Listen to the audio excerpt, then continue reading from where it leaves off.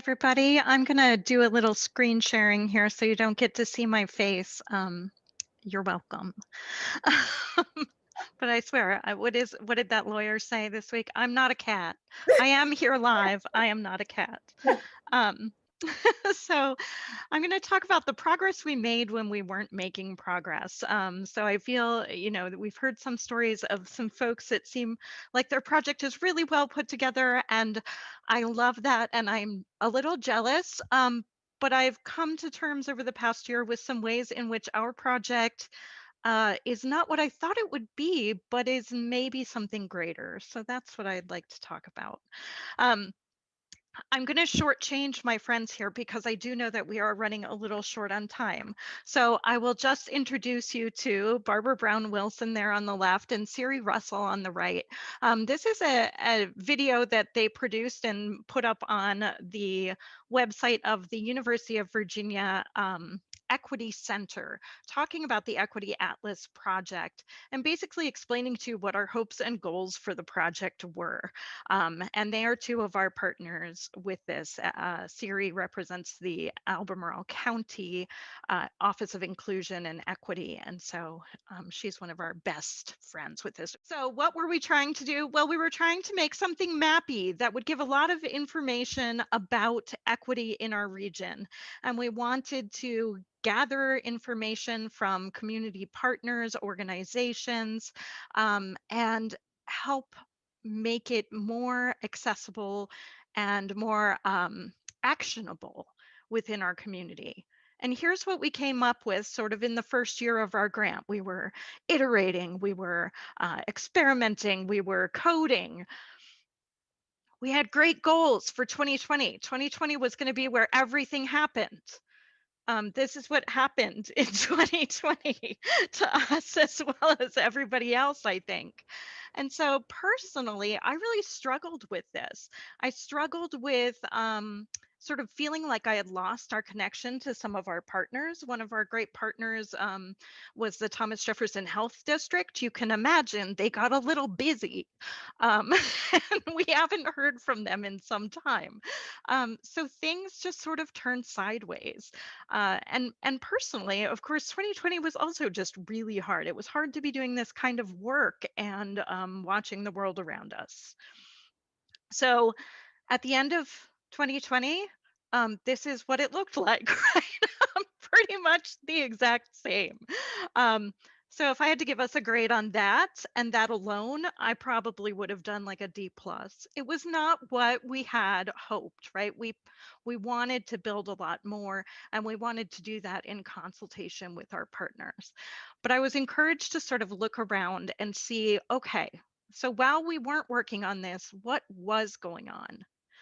So what was going on was that we were working with some of our partners on other much needed data projects. So they actually came to us and said, hey, you've been talking about data. You've got people that do data stuff. This is what we need right now. And so we totally pivoted and abandoned our mappy thing. And we worked for them on information that was relevant to COVID. So this is racial breakdown of frontline jobs in order to help explain to our local community what was happening and how impact of frontline jobs during the COVID pandemic had huge racial implications in our community.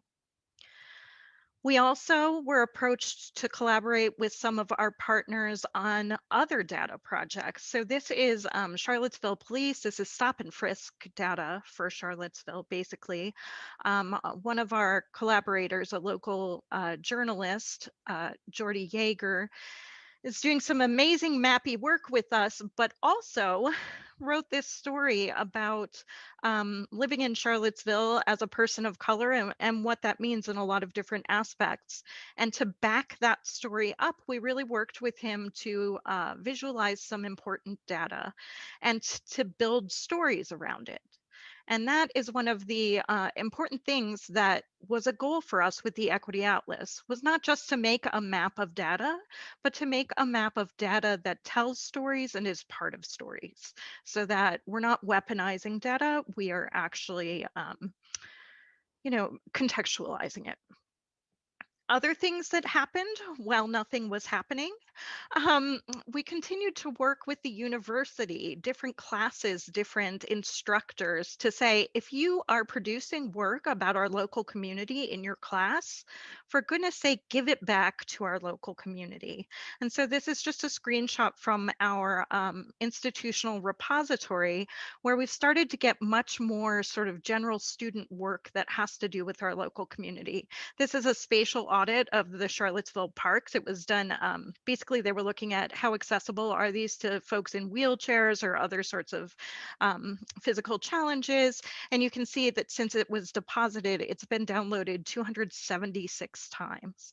This is the kind of paper that usually disappeared after a semester or was only held by the faculty member after grades were given out in the past. We also have become very tight partners with our equity center. So the library actually will, in theory, have some desk hours when those things become real again at what is a newly opened community partnership office for the university. It's located in downtown Charlottesville, and it will have some hours where community members can come and talk to us in the library about anything that we do. That could be tracking down resources that are in our print collections, or it could be things like, can we help you with your data projects? So this is one way in which the partnerships we established around the Equity Atlas project have now turned into partnerships in physical spaces as well. We had some staffing changes that actually are indications of the strength of the bonds that we've got. Ben Allen actually was one of the recipients of one of our mini grants to our community to help build capacity for data sharing in community organizations. He was working at a local school at that time and wanted to share some equity data. They actually ended up not completing their mini grant work because Ben left and became the executive director of the Equity Center at UVA. I'll take that as a win that he started to believe in our mission and really trust us as an institution. Michelle Claiborn, who some of you met in the first visits that we did with ABCD, she actually just left the library last month and is now also fully employed by the Equity Center and is now their lead data scientist. So we lost our library data person, but gave her to a full-time role with the Equity Center partnership. Other things, well, we've started to have more impact within other library work. So this is a digital humanities project that was done by our Digital Humanities Center. And while in the past they did sort of fluffy projects or your traditional sort of historic digital humanities, this time they actually worked with the Equity Center and our Equity Atlas project and looked at the university's role in land ownership locally and the impact that that had had from an equity standpoint. So that was a really interesting way to turn other work that the library was doing toward this goal. And one of our best wins that we've had is that the city, county, and UVA all have signed a joint memorandum, an MOU promoting equity. And if you read in the small print right in the middle near that little arrow, it does say use available tools such as the Equity Atlas to assess these. And so even though the tool itself is still in a period of change and new directions, it is already being embraced by the community because they have trust that we are going to be building it together. So here's a little quote from Lao Tzu. By letting it go, it all gets done. Wait, I've got to move my little, okay. The world is won by those who let it go. But when you try and try, the world is beyond the winning. And that really, helps me, right? I kept thinking about the thing that we had tried to build. And when I look back over the past year and the things that have happened that are not the thing we tried to build, it's really a much richer story of the collaborations that we've been building. Let's see. So here's, a little visual for you, right?